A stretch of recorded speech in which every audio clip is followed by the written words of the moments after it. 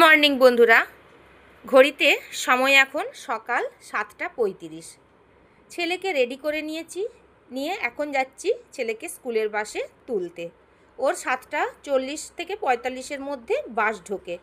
তো সকালটা আমার দিনটা শুরু হয় একটু তাড়াহুড়োর মধ্যেই। আগে নিজে উঠি, তারপর ছেলেকে রেডি করি, তারপরে ওকে টাইম মতো স্কুলের বাসে তুলে দিয়ে এসে তারপর একটুখানি নিশ্চিন্ত।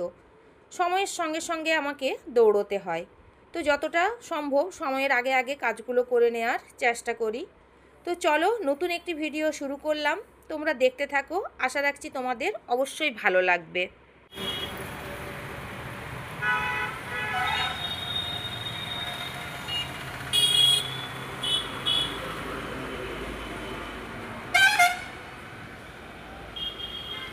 টাটা।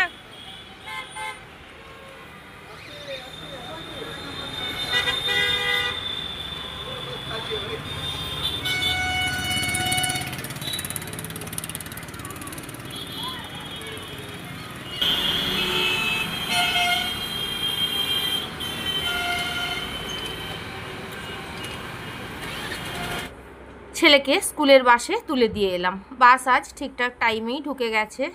তো যাই হোক, বড় একটা কাজ কমপ্লিট করলাম, এখন একটুখানি নিশ্চিন্ত। তো এখন ওপরে যাব, গিয়ে আগে 1 কাপ চা খাবো। চা খেয়ে দিনটা শুরু করব, তারপর রান্নাবান্নার দিকে যাব। আর পুরো ভিডিওটি দেখার অনুরোধ করছি, আশা রাখছি ভালো লাগবে। তো চলো, ভিডিওটা দেখতে থাকো। মাছ এসছে, মাছ আনতে যাচ্ছি এখন। চলো আগে মাছটা নিয়ে আসি, দেখি কি মাছ নিয়ে এসছে। সবজি কিছু কেটে রেখেছি, চলো মাছটা নিয়ে আসি। চা খেতে বসেছি, মাছের দাদা এসে হাজির।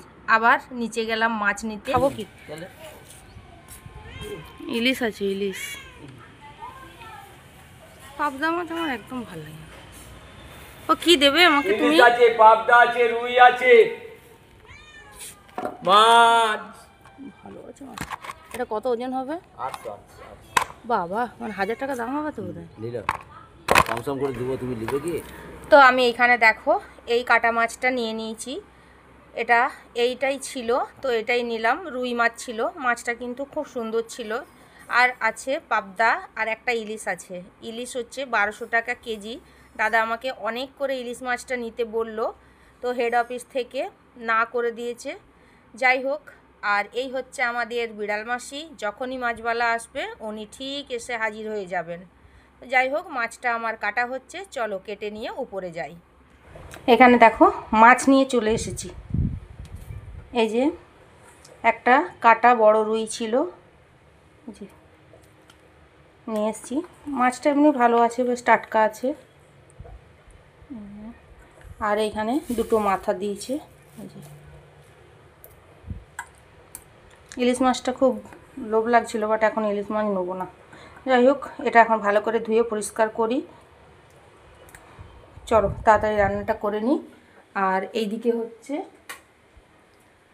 হচ্ছে ভাতটা ফুটছে, এখানে দুধটা এসেছে, আমি ঢাকা দিয়ে রেখেছি। আর এইদিকে হচ্ছে আলু আর কচু সেদ্ধ হচ্ছে, আস্তে আস্তে এটা সেদ্ধ হচ্ছে। আর কি রান্না করলাম আমি পরে দেখাচ্ছি। চলো আপাতত এখন আগে মাছটা ধুয়ে নিই। আর পুরো মাছটা করব না আজকে, কিছু ভেজে রেখে দেবো আর বাকি ফ্রিজে রেখে দেবো।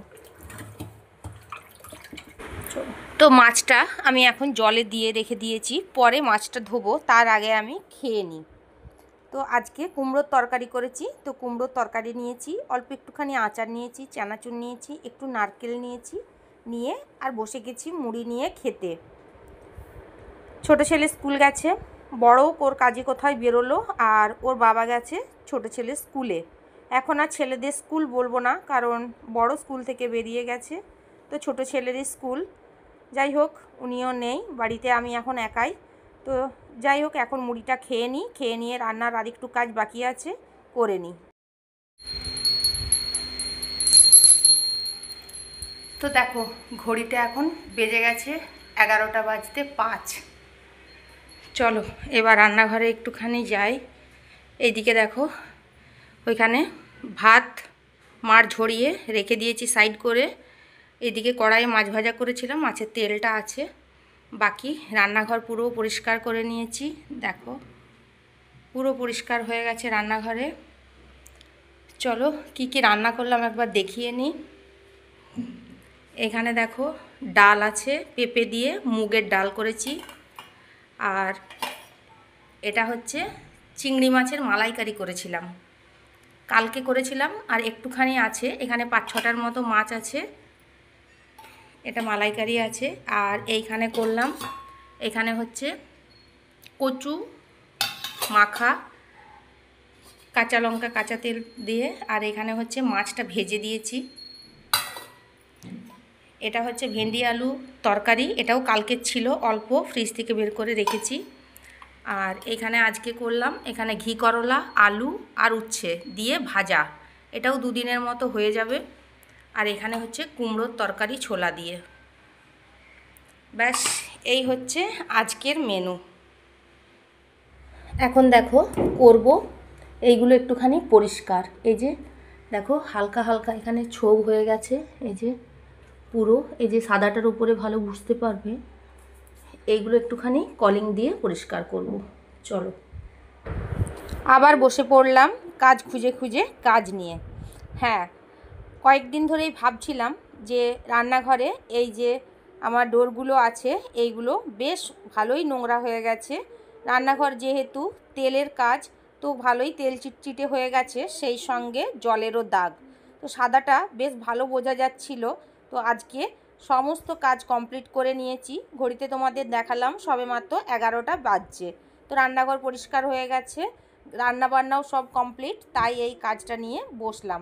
তো এখন এইগুলো ভালো করে চেপে চেপে পরিষ্কার করব। প্রথমে বসেছিলাম কলিং নিয়ে, তারপর শেষের দিকে যখন দেখলাম যে যেগুলো বেশ অনেক কালো কালো দাগ হয়েছে কিন্তু কলিংয়ে উঠছে না, তখন আবার কেরোসিন দিলাম। কেরোসিন নিয়ে এলাম একটা কালো কাপড়ে করে। তো কেরোসিন দিয়ে একটুখানি চেপে চেপে ঘষে দিতেই সুন্দরভাবে উঠে গেল। আর সত্যি বলছি, এই কেরোসিনটা যে কী কাজের, যারা ব্যবহার করে একমাত্র তারাই জানে। ঘর মোছা থেকে শুরু করে রান্নাঘরের সমস্ত জিনিসপত্র একটুখানি মোছা, চিমনি পরিষ্কার করা, আর সেই সঙ্গে ঘরের মধ্যে যে সুইচ বোর্ডগুলো থাকে সেইগুলোও তুমি একটু কাপড় দিয়ে ন্যাকড়া দিয়ে যদি একটু চেপে চেপে ঘষো, একদম যত হাতের জলের দাগ আছে সব উঠে যায়। বিশ্বাস করো বন্ধুরা, আমি নিজে করি বলে, নিজে জানি বলেই তাই তোমাদের বলছি, তোমরা একদিন করে দেখবে। আর রান্নাঘরে যেহেতু কেরোসিনের কাজ, একটুখানি যদি কেরোসিনের গন্ধ থাকে তাহলে পোকামাকড় অর্থাৎ আরশোলা, মাকড়সা এইগুলোর উপদ্রব একটু হলেও কমে। জানি রান্নাঘরে আরশোলা, মাকড়সা আমি কোনো দিনই কমাতে পারবো না, তবুও যে কেরোসিনের গন্ধটা থাকে তাতে একটুখানি মনে হয় কমে। এইবার এই সাইডে এলাম, এইটাও একটুখানি পরিষ্কার করে নিই। ভেতরটা খুব একটা নোংরা হয়নি, জাস্ট একটুখানি কলিং স্প্রে করে মুছে দিলেই হয়ে যাচ্ছে কিন্তু। আর বাইরের দিকটাই বেশি নোংরা হয়ে গেছে। তো সত্যি বলছি বন্ধুরা, এইগুলো পরিষ্কার করতে আমার 2টো হাত পুরো ব্যথা হয়ে গিয়েছিল। ডান হাতটা যখন ব্যথা হচ্ছিল তখন বাঁ হাতে মুছছিলাম, আবার বাঁ হাতে যখন ব্যথা হচ্ছিল তখন আবার ডান হাতটা করছিলাম। যাই হোক, এই দেখো বাঁ হাতে করে করে, ডান হাতে করে করে, 2টো হাত করে করে, যাই হোক পরিষ্কার তো করতে পেরেছি, এটাই হচ্ছে অনেক। তো এইখানে আরেকটা কথা বলবো বন্ধুরা, আমি সময়ের কাজ সময়ে করতে বেশি পছন্দ করি। মানে ঠিক সময়ে, আমার যে সময়ের ঠিক কাজ সেটাই আমি তাড়াতাড়ি করে নেওয়ার চেষ্টা করি। কাজ পড়ে থাকলে আমার মন মেজাজ কোনোটাই ঠিক থাকে না, বা কাজের কোনো দেরি হয়ে গেলে কোনো কাজ করতেই আমার আর তখন ভালো লাগে না। ওই জন্য সবসময় ঘড়ি দেখি, আর ঘড়ি দেখে দেখে আমি আমার সময় মতো কাজ আমি করে নিই, তাহলেই আমার কাজে বেশি এনার্জি আসে। যাই হোক, দেখো এবারে সমস্ত কাজ কমপ্লিট হয়ে গেছে। আর এখানে একটুখানি লক্ষ্য করলে বুঝতে পারবে আমি কিন্তু একদম আর পাচ্ছি না, মানে হাত আর আমার একদম চলছে না। একটুখানি লক্ষ্য করো তাহলেই বুঝতে পারবে। প্রচুর কষ্ট হয়েছিল এগুলো পরিষ্কার করতে। এখন এগুলো পরিষ্কার হয়ে গেছে, এবার আমি স্নান করতে যাব। গাছ থেকে কিছু ফুল তুলে রেখেছি, স্নান করব, পুজো করব, ব্যাস তাহলেই কিন্তু আজকের সকালের কাজ কমপ্লিট। দেখো খুব সুন্দর করে কলিং দিয়ে সব পরিষ্কার করে নিয়েছি। দেখো দেখেছো, সব পরিষ্কার করে নিয়েছি। চলো, হয়ে গেছে। ঘড়িতে দেখো এখন বেজে গেছে 12টা 15। আর এদিকে আমার পুজো পুরো কমপ্লিট হয়ে গেছে। এই দেখো ফ্যান চলছে, ওই জন্য মোমবাতিটা নিমে গেছে। তো যাই হোক, চলো এখন একটুখানি বসি। তো সব কাজ কমপ্লিট করে একটুখানি বসলাম। আর এখন সকাল থেকে যে ভিডিওটা শ্যুট করে রাখলাম ওটা একটুখানি এডিট করব। একটু কাজটা আগিয়ে রাখি, অবশ্যই কালকে আপলোড দেবো। তো যাই হোক, চলো ভিডিওটা কেমন লাগলো একটুখানি কমেন্টস করে জানিও। ভিডিওটা তাহলে আজকে এখানেই শেষ করছি। দেখা হচ্ছে পরের একটি নতুন ভিডিওর সাথে। ততক্ষণের জন্য সবাই ভালো থাকবে, সুস্থ থাকবে, আর অবশ্যই আমার পাশে থাকবে। আজ তাহলে আসছি, টাটা।